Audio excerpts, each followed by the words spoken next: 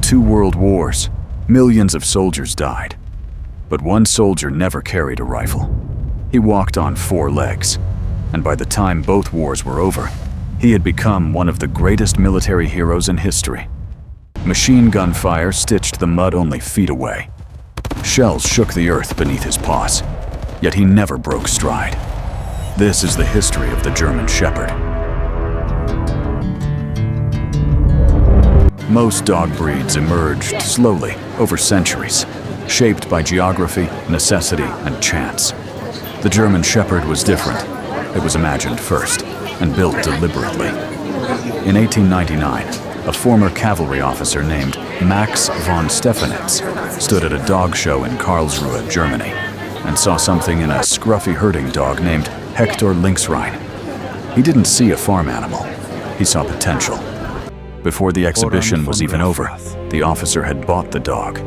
Within days, Hector had a new name, Horan von Grafrath, and Germany had the beginnings of a breed that would reshape working dogs forever.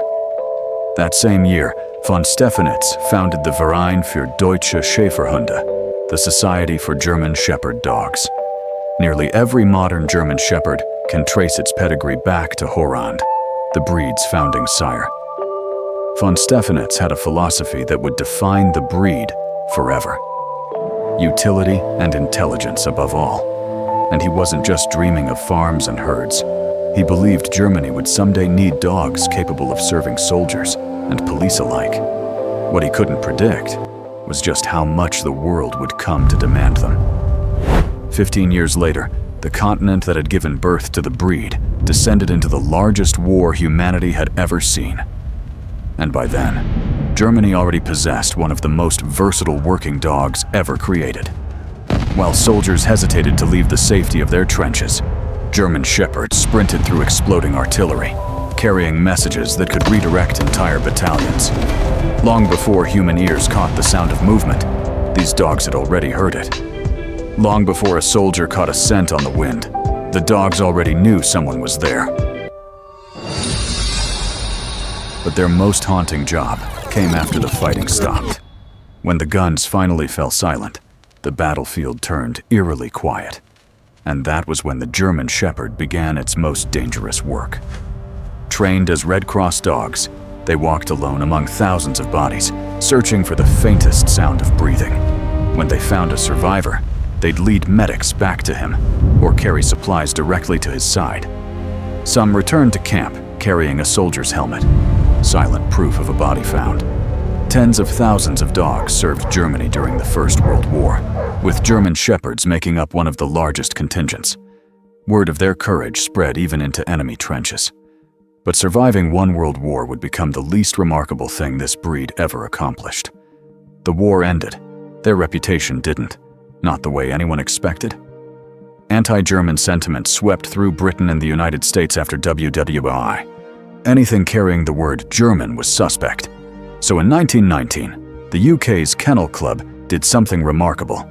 They officially renamed the breed the Alsatian Wolf Dog after the Alsace region of France, deliberately scrubbing German from public memory. The Wolf Dog was later dropped, but Alsatian stuck in Britain for over 50 years. Then Hollywood changed everything. In 1918, an American soldier pulled a starving German Shepherd puppy out of a bombed-out kennel in France. He named him Rin Tin Tin. Brought back to Hollywood, Rinty became a genuine movie star, appearing in more than 24 films.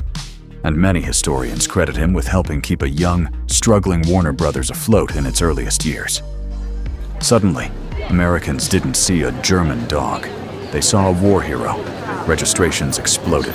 The breed's American identity was rebuilt from the ashes of the very war that had nearly erased its name. But World War II would test them harder than anything before it. Nazi Germany used German Shepherds extensively, as guard dogs and patrol dogs, and, in one of history's darkest footnotes, as instruments of terror in concentration camps. It's a painful chapter, and an honest history of this breed has to include it.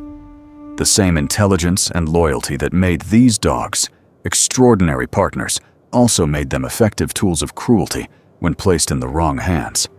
But across the front lines, the Allies were building their own K9 forces, and German Shepherds became the backbone of them. In 1942, the United States launched the Dogs for Defense program, and families across America donated their own German Shepherds to the war effort. These dogs walked ahead of soldiers to sniff out buried mines before a single boot hit the ground. They served as scouts, silently signaling when enemy soldiers were hiding ahead, saving entire platoons from ambush. And once again, just as they had a generation earlier, they carried messages, this time across a far more mechanized, far deadlier battlefield. One dog, a German Shepherd mix named Chips, served with U.S. forces through North Africa, Sicily, and Italy. In one firefight, Chips broke from his handler, charged an enemy machine gun nest alone, and forced the crew to surrender.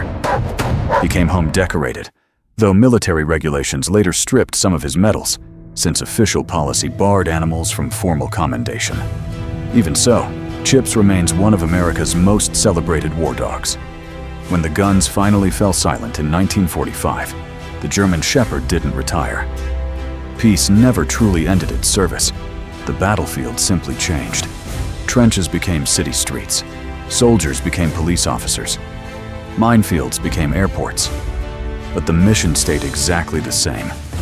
Police departments worldwide adopted the breed almost immediately, and military forces kept it as a core working dog straight through the Cold War and into today's conflicts.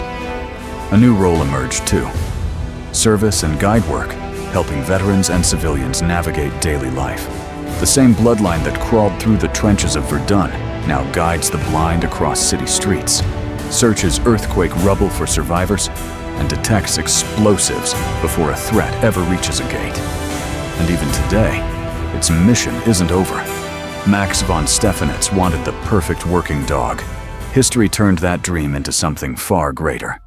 Across 2 world wars, countless disasters, and more than a century of service, the German Shepherd became more than a breed.